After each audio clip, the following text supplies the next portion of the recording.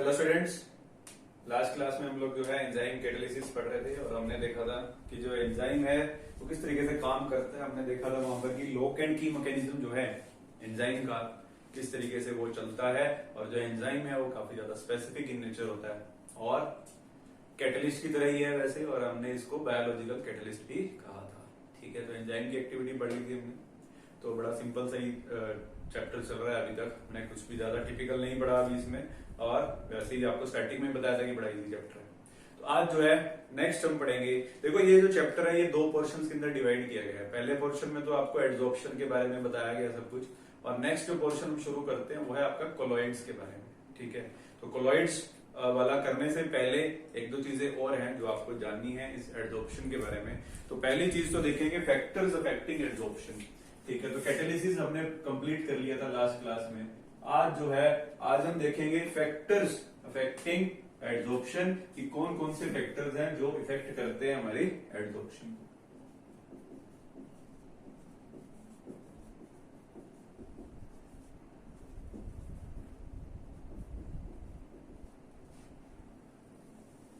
तो देखो कौन कौन से फैक्टर्स हैं जो इफेक्ट करेंगे हमारे एड्सॉर्प्शन को। तो देखो पहले तो मोटे तौर पे आपको समझा देता हूं, फिर हम इसको लिखेंगे। तो जो एड्सॉर्प्शन है, एड्सॉर्प्शन बेसिकली हमें मालूम है कि किसी सरफेस के ऊपर होती है। क्यों होती है? क्योंकि इसके ऊपर जो एटम्स प्रेजेंट होते हैं उनके ऊपर अनबैलेंस फोर्स लगी होती है, इसलिए ये चाहते हैं कि इनके ऊपर आकर के कोई दूसरी चीज जो है वो एड्सॉर्ब हो जाए, ताकि इनकी जो अनबैलेंस फोर्स है वो क्या हो जाए, बैलेंस्ड हो जाए। ठीक है, तो जो चीज एड्सॉर्ब होती है किसी के सरफेस पे आके, बार बार मैं इसको बता रहा हूं आपको, वो क्या, उसे क्या बोलते हैं, एड्सॉर्बेट। और जो चीज अपना सरफेस प्रोवाइड करती है उसे हम क्या बोलते हैं, एड्सॉर्बेंट। ठीक है, इस चीज को हम बार बार समझ रहे हैं कि एड्सॉर्बेंट क्या है और एड्सॉर्बेंट क्या है। ठीक, अब जो है हमने फैक्टर्स देखने कौन कौन से फैक्टर्स हैं जो एड्सॉर्प्शन को इफेक्ट करते हैं। तो यहां पर जो एड्सॉर्बेट और एड्सॉर्बेंट होता है, इन दोनों का नेचर ही इफेक्ट करेगा एड्सॉर्प्शन को। कैसे? देखो, अगर तो मैं पहले बात करूं एड्सॉर्बेट की, एड्सॉर्बेट या एड्सॉर्बेंट, इन दोनों का नेचर इफेक्ट करता है एड्सॉर्प्शन को। ठीक, अब अगर बात करें हम एड्सॉर्बेट की पहले, तो अगर यहां पर कोई गैस एड्सॉर्ब हो रही है, अगर कोई गैस एड्सॉर्बेट या गैस जो है वो एज ए एड्सॉर्बेट काम कर रही है, तो हमने एक बात करी थी इजिली लिक्विफाइबल गैसेस, जो इजिली लिक्विफाइबल गैसेस होती हैं वो जल्दी एड्सॉर्ब होती हैं। ठीक है, तो एक तो जो गैस है, अगर एड्सॉर्बेट गैस हो तो जो इजिली लिक्विफाइबल गैसेस होती है या फिर जिनका क्रिटिकल टेम्परेचर, ये हमने पढ़ा था पहले भी, क्रिटिकल टेम्परेचर जिनका हाई होता है उनकी जो एड्सॉर्प्शन की जो क्षमता होती है वो ज्यादा होती है जिनका क्रिटिकल टेम्परेचर हाई होता है। तो ये हमने पढ़ा था पहले भी कि क्रिटिकल टेम्परेचर हाई होगा तो वहां पर एड्सॉर्प्शन भी हाई होगी। तो अगर आपका एड्सॉर्बेट जो है वो गैसियस फॉर्म में है, अगर एड्सॉर्बेट गैसियस फॉर्म में होगा तो उसका क्रिटिकल टेम्परेचर अगर हाई है, तो क्रिटिकल टेम्परेचर हाई मतलब जो उसकी एड्सॉर्प्शन की जो पावर है वो भी क्या होगी, ज्यादा होगी। ठीक है, और अगर हम बात करें नेचर ऑफ एड्सॉर्बेंट की, तो एड्सॉर्बेंट के ऊपर जो है हमारी एड्सॉर्प्शन कैसे डिपेंड करेगी। देखो, जो आपका एड्सॉर्बेंट है वो मान लो एक तो ऐसा है जिसमें थोड़े बहुत पोर्स हैं, ठीक है, और एक आपका एड्सॉर्बेंट ऐसा है जिसके अंदर बहुत सारे पोर्स हैं, यानी इर्रेगुलर सरफेस है, जिसके सरफेस में इरेगुलरिटीज या फिर पोर्स ज्यादा होंगे। समझ रहे हो कि जिस एड्सॉर्बेंट के सरफेस में इरेगुलरिटीज या फिर पोर्स ज्यादा होंगे वो एड्सॉर्प्शन ज्यादा शो करेगा। सिंपल सी बात है। ठीक है, तो ये इस तरीके से एड्सॉर्बेंट के नेचर के ऊपर डिपेंड करेगी हमारी एड्सॉर्प्शन। तो आइए इसको एक दो लिख लेते हैं पहले, फिर बाकी के देखेंगे। तो पहला जो फैक्टर हो गया जो एड्सॉर्प्शन को इफेक्ट कर रहा है, that is nature of adsorbent. Adsorbent जो है उसका नेचर इफेक्ट करेगा। कैसे इफेक्ट कर रहा है? हाईली पोरस और the substance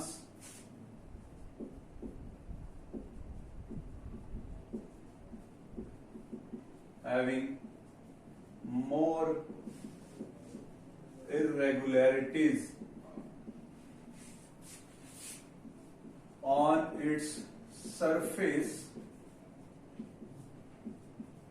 shows more adsorption. तो पहला फैक्टर तो हो गया आपका नेचर ऑफ एडसोर्बेंट। दूसरा फैक्टर अगर देखें नेचर ऑफ एडसोर्बेंट,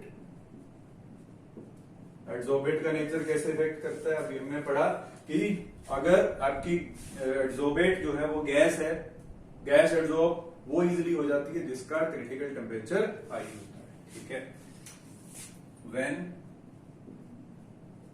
एडसोर्बेट इज गैस। तो एक चीज और इसमें ऐड करना, जो एडसॉर्प्शन ऑफ गैस होती है, adsorption of gas on a solid surface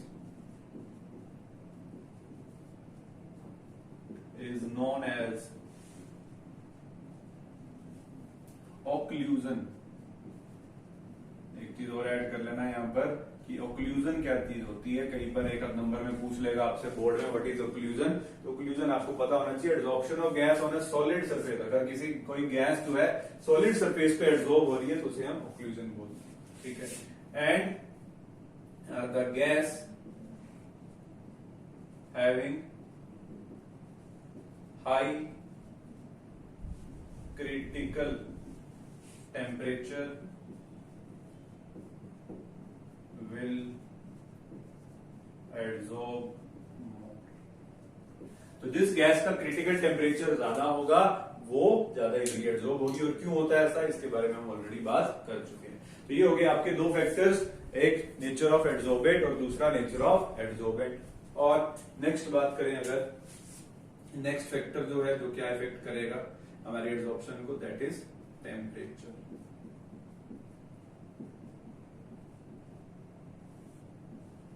देखो टेम्परेचर किस तरीके से इफेक्ट करता है एडसॉर्प्शन को। हमने एक चीज पढ़ी है कि जो हमारा एडसॉर्प्शन है, adsorption is an exothermic process. ठीक है, कि एडसॉर्प्शन के दौरान जो हीट होती है वो रिलीज होती है, एक्सोथर्मिक प्रोसेस। और जब भी कोई एक एक्सोथर्मिक प्रोसेस होता है उसमें अगर आप टेम्परेचर को इंक्रीज करते हो तो जो हमारी रिएक्शन होती है वो बैकवर्ड डायरेक्शन में शिफ्ट हो जाती है। ठीक है, तो हमें मालूम है एडसॉर्प्शन जो है वो एक एक्सोथर्मिक प्रोसेस है। और किसी भी अगर मान लो कोई रिएक्शन हो रही है, कहीं पर ए से बी बन रहा है या कोई भी प्रोसेस चल रहा है, अगर ये एक्सोथर्मिक है, ए से बी बनना अगर एक्सोथर्मिक है, ठीक है, और बी से ए बनना अगर इसका रिवर्स देखेंगे तो रिवर्स क्या हो जाएगा, एंडोथर्मिक। तो जब भी आप क्या करोगे, टेम्परेचर को इंक्रीज कर दोगे, तो टेम्परेचर इंक्रीज करोगे तो टेम्परेचर इंक्रीज करना किसकी फेवर में होता है, वो एंडोथर्मिक की फेवर में होता है। एंडोथर्मिक का मतलब कि टेम्परेचर, एंडोथर्मिक का मतलब आपको टेम्परेचर देना है यहां पर, और जितना ज्यादा दोगे उतना इजिली वो चीज बनेगी। अगर ए से बी बनना एक्सोथर्मिक है और आपने टेम्परेचर को इंक्रीज कर दिया तो जो रिएक्शन है वो बैकवर्ड डायरेक्शन में शिफ्ट हो जाएगी। ठीक है, तो टेम्परेचर जो है वो अपोज करता है एडसॉर्प्शन को। सो आप सिंपली लिख सकते हो यहां पर टेम्परेचर कैसे इफेक्ट करेगा हमारी एडसॉर्प्शन को, increase of temperature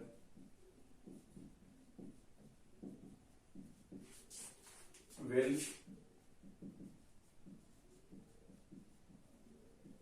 decrease the adsorption. ठीक है, अगर टेम्परेचर बढ़ाएंगे तो एडसॉर्प्शन जो है वो कम हो जाएगी। ये बात हुई हमारी टेम्परेचर के बारे में। नेक्स्ट यहां पर देखेंगे हम सरफेस एरिया।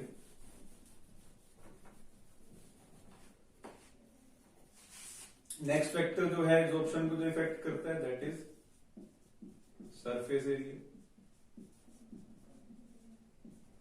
देखो आप एडसॉर्प्शन देख रहे हो तो सरफेस एरिया तो डेफिनेटली इफेक्ट करेगा इस चीज को।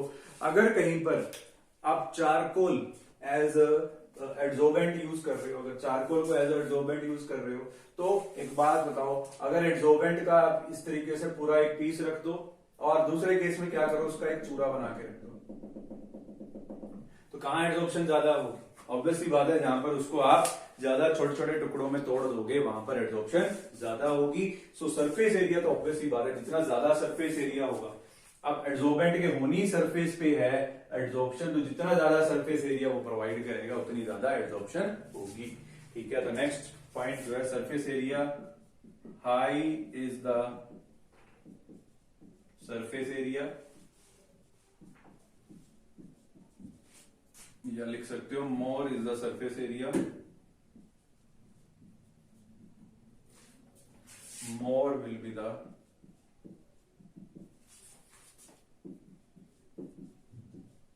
एड्सॉर्प्शन। जितना सरफेस एरिया ज्यादा होगा उतनी एड्सॉर्प्शन ज्यादा होगा। और लास्ट पॉइंट इसमें हम देखेंगे दैट इज प्रेशर। प्रेशर के लिए हम पढ़ चुके हैं हमारी फ्रेंडली एड्सॉर्प्शन आइसोथर्म, उसमें हमने क्या पढ़ा था कि जो हमारी टेम्परेचर, अगर आप प्रेशर इंक्रीज करते हो तो वहां पर एक्सटेंट ऑफ एड्सॉर्प्शन क्या हो जाती है, इंक्रीज हो जाती है। तो pressure is also directly proportional to the adsorption, यानी कि जितना प्रेशर ज्यादा होगा उतना जो है गैस ज्यादा एड्सॉर्ब होगी। ठीक है, सो नेक्स्ट पॉइंट हो गया आपका प्रेशर। तो more is the pressure, more will be the adsorption.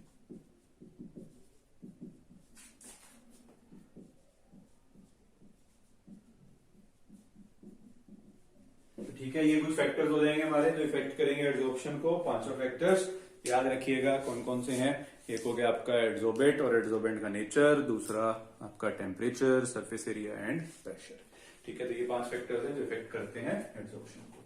इसके बाद देखेंगे हमारा नेक्स्ट टॉपिक, लास्ट टॉपिक है एड्सॉर्प्शन वाले आपके मेन टॉपिक का। इसके बाद जो है हम नेक्स्ट पार्ट इस चैप्टर का कोलोइड स्टार्ट करेंगे।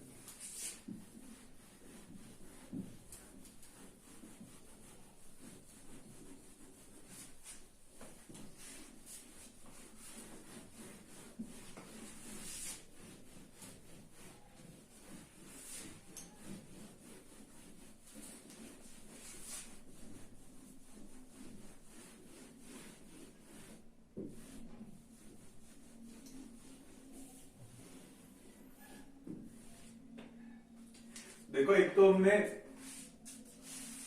पढ़ी थी फ्रेंडली एड्सॉर्प्शन आइसोथर्म, वहां पे एक चीज बतानी रह गई थी। एक और हम पढ़ते हैं यहाँ पर लैंगमीर एड्सॉर्प्शन आइसोथर्म। ये क्या होती है वो देखेंगे। ठीक है, एक हमने पढ़ी थी फ्रेंडली एड्सॉर्प्शन आइसोथर्म, जहां पर हम एक्सटेंट ऑफ प्रेशर को वरी करते थे, प्रेशर उसके एक्सटेंट ऑफ एड्सॉर्प्शन को वरी करते थे प्रेशर के साथ। एक और देखेंगे आज हम लैंगमीर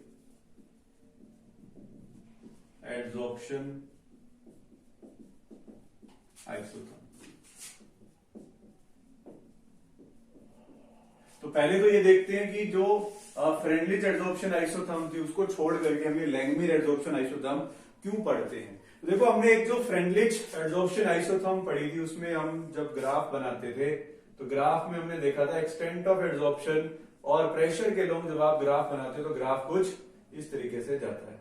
ठीक है, तो जब प्रेशर हाई हो जाता है, देखो जब प्रेशर लो है वहां पर ग्राफ किसी और तरीके से वरी करता है, जब ठीक ठाक है तो वहां पर किसी और तरीके से वरी करता है, और जब बहुत ज्यादा हाई प्रेशर हो जाता है वहां पर जो ग्राफ है वो ऑलमोस्ट, जो यहां पर आप देख सकते हो, अगर इस पोर्शन में देखो तो प्रेशर ऑलमोस्ट, जो एक्सटेंट ऑफ एड्सॉर्प्शन है वो ऑलमोस्ट क्या है, कांस्टेंट है। तो एट हाई प्रेशर जो आपका x/m यानी कि एक्सटेंट ऑफ एड्सॉर्प्शन है वो क्या हो जाता है, कांस्टेंट हो जाता है इस ग्राफ के अंदर।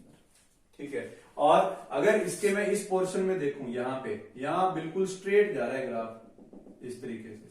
अगर सिर्फ यहाँ पे देखूं तो बाद में जाके कर्व आया ना, शुरू में तो बिल्कुल स्ट्रेट जा रहा था। ठीक है, तो यहां पर अगर आप देखो तो x/m is directly proportional to the p to the power 1। तो इस पोर्शन में ये ग्राफ स्ट्रेट कब जाता है, जब x/m जो है डायरेक्टली प्रोपोर्शनल हो p के। और अगर इस वाले बीच वाले पोर्शन में देखें तो यहां पर सिर्फ जो है x/m डायरेक्टली प्रोपोर्शनल होता है p raise to the power 1/n। ये हमने फ्रेंडली एड्सॉर्प्शन आइसोथर्म जो पढ़ी थी वहां पर ये कर्व जो हमने पढ़ा था उसको थोड़ा सा और स्पेसिफाई नहीं किया था वहां पर। तो यहां देख सकते हो कि इस कर्व के 3 पोर्शन होते हैं बेसिकली। अगर प्रेशर हाई कर दिया, यहां पर जो है प्रेशर काफी ज्यादा हाई है, हाई प्रेशर के ऊपर जो एक्सटेंट ऑफ एड्सॉर्प्शन है वो प्रेशर के साथ वरी नहीं कर रहा है वहां पर वो कांस्टेंट है। ठीक, और ठीक ठाक प्रेशर में x बाय एम जो है वो p raise to the power 1 by n के साथ वही कर रहा है, और यहां पर जो है x बाय एम p के सीधा। देखो स्ट्रेट लाइन हमेशा कब आती है किसी ग्राफ में, जब आपकी इक्वेशन क्या बन रही है y is equal to mx, ठीक है, तभी आती है स्ट्रेट लाइन। यहां पर स्टार्टिंग में इनिशियली हम देख पा रहे हैं कि ग्राफ जो है वो स्ट्रेट लाइन है।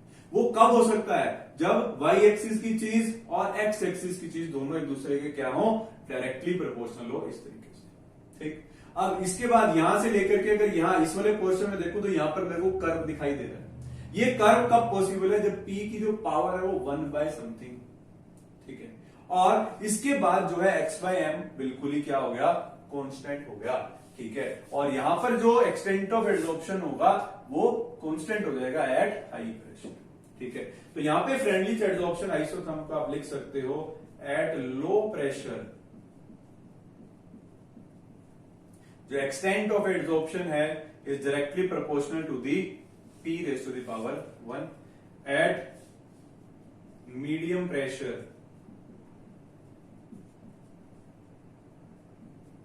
जो एक्सटेंट ऑफ एड्सॉर्प्शन है is directly proportional to the p raise to the power 1 by n, and at high temperature high pressure extent of adsorption is constant independent of pressure। ठीक है, so at high temperature, high pressure जो होती है वो friendly adsorption isotherm fail हो जाती है। High pressure पे वो बोल रही है कि जो हमारा एक्सटेंट ऑफ एड्सॉर्प्शन है वो कांस्टेंट हो जाता है। तो इसी वजह से हमने जो है एक और एड्सॉर्प्शन आइसोथर्म यहां पर पढ़नी है, दैट इज लैंगमिर एड्सॉर्प्शन आइसोथर्म। ठीक है, इसकी लिमिटेशन थी हमारी फ्रेंडली एड्सॉर्प्शन आइसोथर्म की कि हाई प्रेशर के ऊपर ये फेल हो जाता है, अपनी बात होल्ड नहीं कर पाता। और अगर बात करें यहाँ पर लैंगमिर एड्सॉर्प्शन आइसोथर्म की, तो ये लैंगमिर एड्सॉर्प्शन आइसोथर्म क्या है और हमें क्या बताती है। तो सबसे पहले अगर इसको हम लिखते हैं तो लैंगमिर एड्सॉर्प्शन आइसोथर्म आपको क्या बताती है, this tells us that adsorption is a reversible process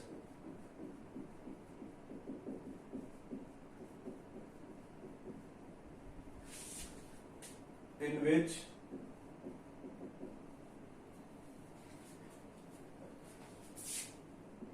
adsorption and desorption occurs simultaneously।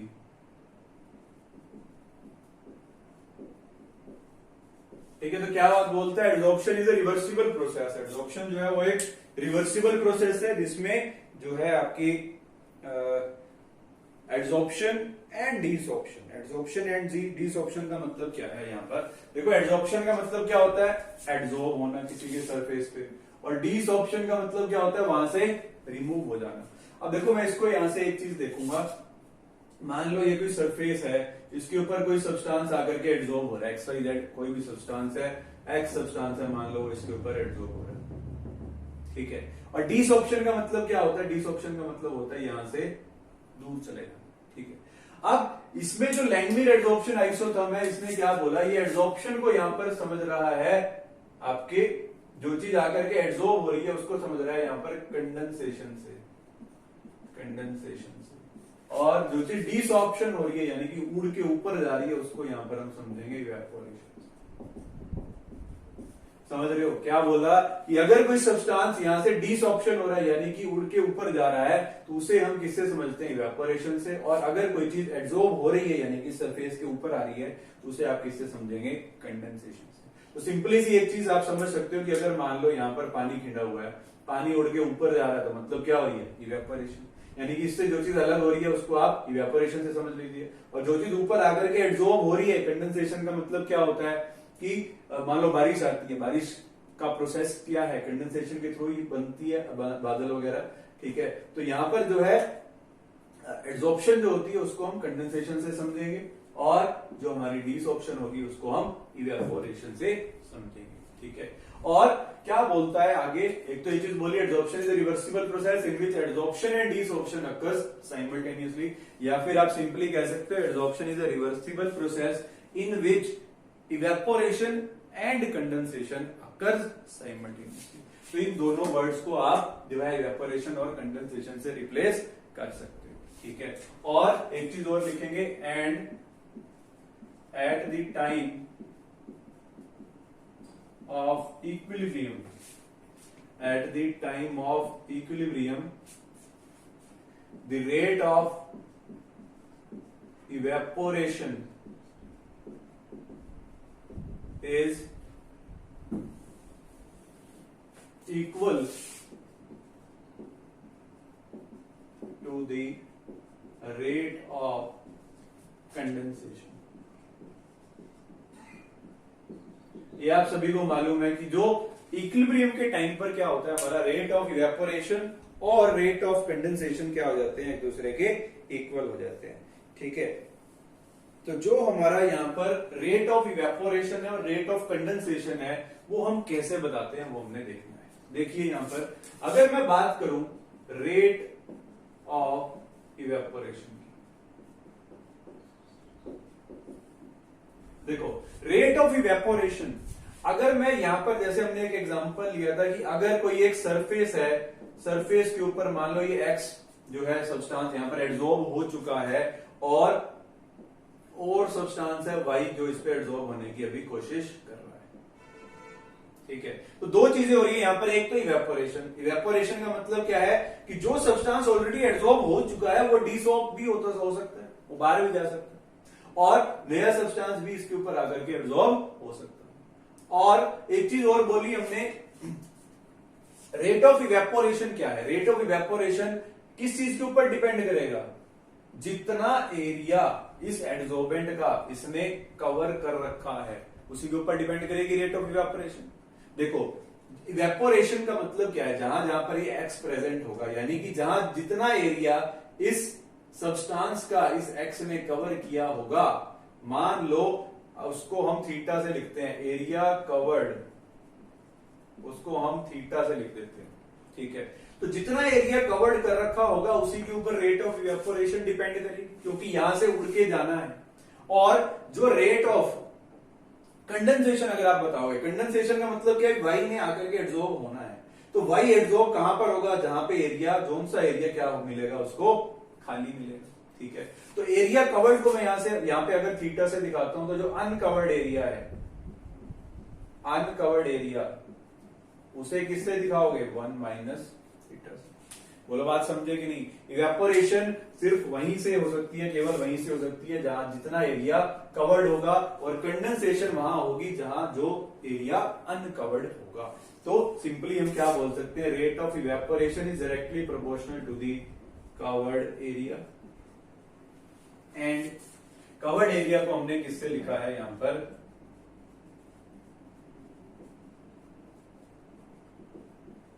Theta से, ठीक है। और प्रोपोर्शनैलिटी का साइन हटाएंगे तो यहां पर आ जाएगा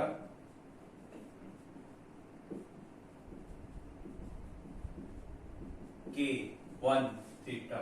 K1 जो है वो एक कांस्टेंट है, यहां पर प्रोपोर्शनैलिटी कांस्टेंट। सिमिलरली अगर रेट ऑफ कंडेंसेशन हम लिखें, रेट ऑफ कंडेंसेशन अगर लिखोगे तो वो किसके प्रोपोर्शनल होगा, rate of condensation is directly proportional to the uncovered area.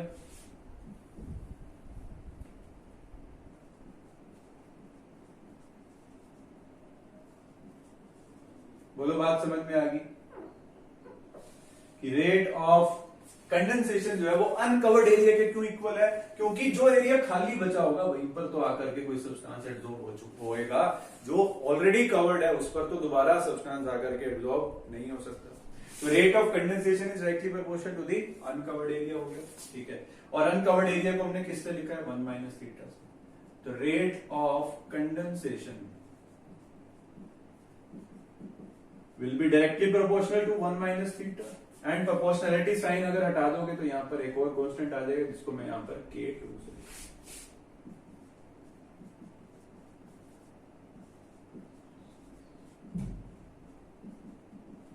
ठीक है। तो रेट ऑफ इवेपोरेशन जो है that is equal to K1 थीटा, एंड रेट ऑफ कंडेंसेशन जो है that is equal to the K2 into 1 minus theta, ठीक है। अब इसके बाद हमने क्या बोला, at the time of equilibrium rate of evaporation है और रेट ऑफ कंडेंसेशन जो है वो क्या हो जाते हैं, एक दूसरे के इक्वल हो जाते हैं। ठीक है, ये चीज हमें मालूम है। Eight the time of equilibrium जो रेट ऑफ इवेपोरेशन है वो क्या हो जाती है, रेट ऑफ कंडेंसेशन के इक्वल हो जाती है। ठीक है, तो लिखेंगे यहां पर at equilibrium rate of evaporation जो है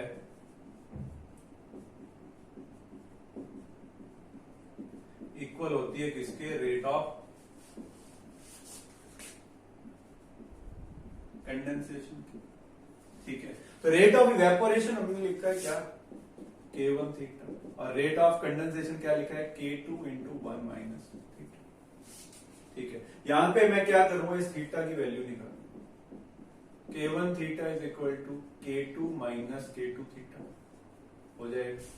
ठीक है, आपको क्या करना है, यहां पर थीटा की वैल्यू निकालनी है, तो क्या करो, इस K2 थीटा को इधर ले, K1 theta plus K2 theta is equal to क्या हो जाएगा, K2, बोलो हो जाएगा। यहाँ पे थीटा क्या करो, कॉमन ले लो, क्या बचा, K1 plus K2 is equal to K2। Theta क्या होगा यहाँ पर, K2 bye K1 plus K2, ये वैल्यू हो जाएगी आपकी थीटा की। ठीक है, अब इसके बाद जो एक्सटेंट ऑफ एड्सॉर्प्शन होती है, यानी कि x by m, extent of adsorption जो होती है is directly proportional to the covered area. ठीक है, कितनी एड्सॉर्प्शन होगी वो किसके ऊपर डिपेंड करती है, कि कितना एरिया कवर्ड है। ठीक है, एक्सटेंट ऑफ एड्सॉर्प्शन होने का मतलब कि होने की जो नेट एड्सॉर्प्शन आप देखते हो वो कितनी हो रही है, वो डिपेंड करेगी कवर्ड एरिया पे। x बाय m जिसे हम क्या बोलते हैं, एक्सटेंट ऑफ एड्सॉर्प्शन, ये तो इसी पे डिपेंड करेगी ना, कितना कवर्ड, कितना एरिया कवर्ड हो गया, वही बताएगा आपको कि कितनी एड्सॉर्प्शन हुई है। ठीक है, तो x by m is directly proportional to the theta है, तो यहां पर जो है x by m proportionality sign हटाओगे तो एक और नया कांस्टेंट लगा देंगे यहां पर K3, और थीटा जो हमने यहां से निकाला था इसको यहां पे रिप्लेस कर दोगे, तो x बाय m किसके इक्वल हो जाएगा, K3 इंटू में K2 बाय K1 प्लस, तो ये बनेगी आपकी लैंगमिर एड्सॉर्प्शन आइसोथर्म, जिसे हम क्या लिख रहे हैं, x by m is equal to K3 into में K2 bye K1 plus K2। ठीक है, तो इस तरीके से हो जाएगा हमारा लैंगमिर एड्सॉर्प्शन आइसोथर्म। ठीक है, अब एक चीज और देखेंगे यहां पर, ये जो हमने इक्वेशन बनाई है लैंगमिर एड्सॉर्प्शन आइसोथर्म वाली, इसको थोड़ा सा हम और मॉडिफाई करते हैं। जो K1 K2 है इसको हम रिप्लेस करेंगे बाय A एंड B। ठीक है, इसको हम रिप्लेस कर देते हैं A और B से, तो इसकी जो इक्वेशन बनती है वो इक्वेशन क्या बनेगी, जो एग्जैक्ट लैंगमिर एड्सॉर्प्शन आइसोथर्म है उसको हम किससे लिखते हैं, x बाय m, इसके बाद x by m is equal to AP by 1 plus BP। Exactly ये होती है आपकी लैंगमिर एड्सॉर्प्शन आइसोथर्म। ठीक है, x by m is equal to AP divided by 1 plus BP, ये जो है आपके K1 K2 जो आपके कांस्टेंट थे उसी को रिप्लेस करके बनाई गई है, वेयर A एंड B, जो A और B हैं आर कांस्टेंट। ठीक है, और यही इक्वेशन को ही आप क्या बोलते हो, लैंगमिर एड्सॉर्प्शन आइसोथर्म। ठीक है, तो ये हो जाएगी आपकी Langmuir adsorption isotherm, that is x by m is equal to AP divided by 1 plus BP, where A and B are the constant. A और B जो है वो दोनों क्या है, आपके कांस्टेंट है, और इस A और B को यहाँ पर K1 K2 K3 इन तीनों को रिप्लेस करके लिखा गया है। और ये जो A और B है ये डिपेंड करेंगे nature of adsorbent, nature of adsorbent. ठीक है, इन सभी चीजों के ऊपर डिपेंड करते हैं। वो बनाएंगे इसका ग्राफ, इस इक्वेशन के ऊपर बेस्ड अगर हम ग्राफ बनाते हैं तो इसको पहले नोट कर लेना, फिर देखते हैं आगे।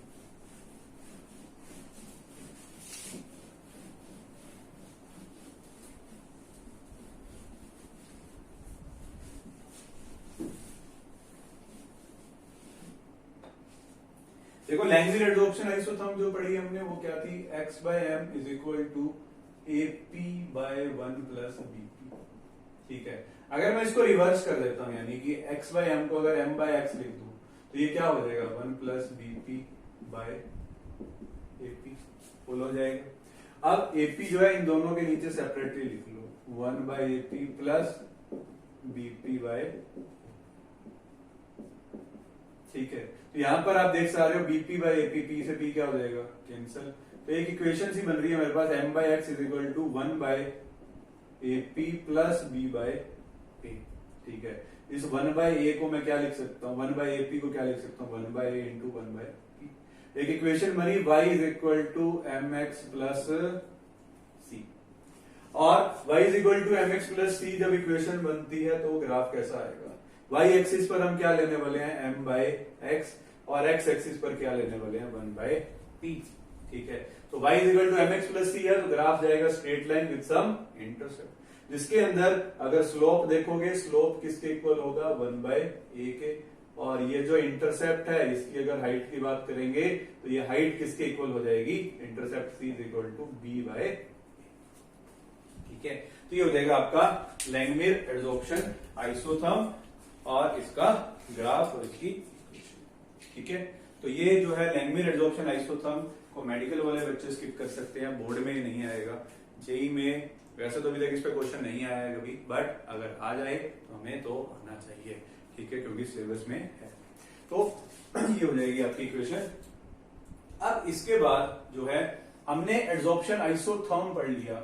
एडसॉर्प्शन आइसोथर्म का मतलब जहां पर हम टेम्परेचर क्या रखते हैं, कांस्टेंट रखते हैं। अगर हम इसके बाद कोई ग्राफ बनाएं एडसॉर्प्शन आइसोबार का,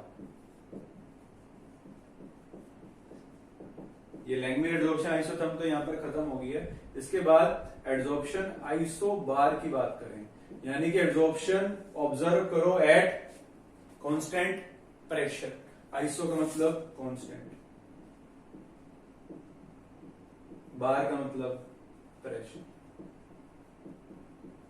अगर हम एडसॉर्प्शन को या एक्सटेंट ऑफ एडसॉर्प्शन को ऑब्जर्व करते हैं at constant pressure, constant pressure यानी कि यहां पर मैं क्या करूंगा, एक्सटेंट ऑफ एडसॉर्प्शन और टेम्परेचर के लॉन्ग ग्राफ बना करके देखूंगा। तो एडसॉर्प्शन आइसोबार का मतलब क्या है, here we plot graph between extent of adsorption and temperature at constant pressure। ठीक है, अब अगर एक्सटेंट ऑफ एडसॉर्प्शन और टेम्परेचर के बीच में ग्राफ बनाए at constant pressure, pressure constant कर दिया, टेम्परेचर देख रहे हो आप, चेंज करने पर एक्सटेंट ऑफ एडसॉर्प्शन पर क्या फर्क पड़ता है। अब ये डिपेंड करेगा कि आपकी जो एडसॉर्प्शन हो रही है वो फिजिक्स ऑप्शन है या केमिकल ऑप्शन। अगर तो फिजिक्स ऑप्शन हो, वैसे नॉर्मली हम क्या बोलते हैं, हमने टेम्परेचर वाला जो फैक्टर देखा था तो वहां पढ़ा था कि टेम्परेचर इंक्रीज करने पर जो आपकी एडसॉर्प्शन है वो क्या होती है, डिक्रीज होती है। ठीक है, तो नॉर्मली तो यही रहेगा आपका कि अगर आप एक्सटेंट ऑफ एडसॉर्प्शन की बात कर रहे हो तो अगर आप टेम्परेचर को इंक्रीज करोगे तो जो एडसॉर्प्शन है वो क्या होगी, डिक्रीज होगी for physics option. Physics option जहां पर होगी वहां पे टेम्परेचर इंक्रीज करने पर जो आपका ग्राफ है वो कुछ इस तरीके से आएगा कि जैसे जैसे टेम्परेचर बढ़ाओगे एक्सटेंट ऑफ एडसॉर्प्शन जो है वो डिक्रीज करती चली जाएगी। और अगर यही ग्राफ आप बनाते हो फॉर केमिकल ऑप्शन, अगर एडसॉर्प्शन आइसोबार बनाए फॉर केमिकल ऑप्शन तो जो ग्राफ है आपका वो कुछ इस तरीके से आता है। ठीक है, क्या हो रहा है इसमें, इनिशियली अगर आप टेम्परेचर इंक्रीज करते हो, यानी कि यहां तक इनिशियली अगर टेम्परेचर इंक्रीज करते हो तो पहले तो एडसॉर्प्शन इंक्रीज करती है, फिर बाद में डिक्रीज करना स्टार्ट करती है। ऐसा क्यों, क्योंकि जो केमिकल ऑप्शन होती है, केमिकल ऑप्शन में आप सभी को मालूम है कि कहीं पर अगर कोई रिएक्शन होती है तो पहले क्या होता है, रिएक्टेंट जो है वो एक्टिवेटेड कॉम्प्लेक्स बनाते हैं। तो एक्टिवेटेड कॉम्प्लेक्स बनाने तक टेम्परेचर जो है फेवरेबल होता है।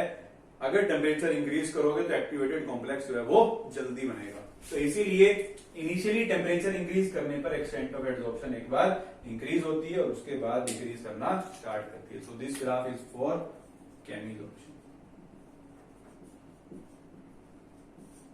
ठीक है, तो ये हो जाएगी आपकी एडसॉर्प्शन आइसोबार।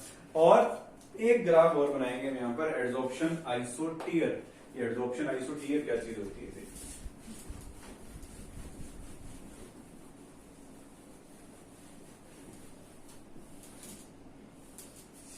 ग्राफ हम बनाएंगे यहाँ पर एड्सॉर्प्शन आइसोटियर। ये क्या होता है देखो,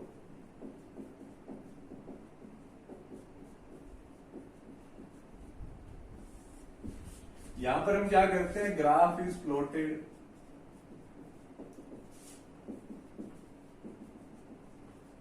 बिटवीन प्रेशर एंड टेम्परेचर।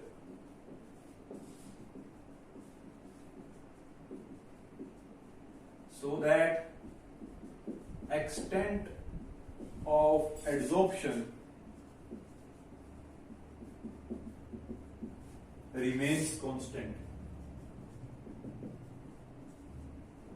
यहां पर क्या करना है आपको, ग्राफ बनाना है बिटवीन प्रेशर एंड टेम्परेचर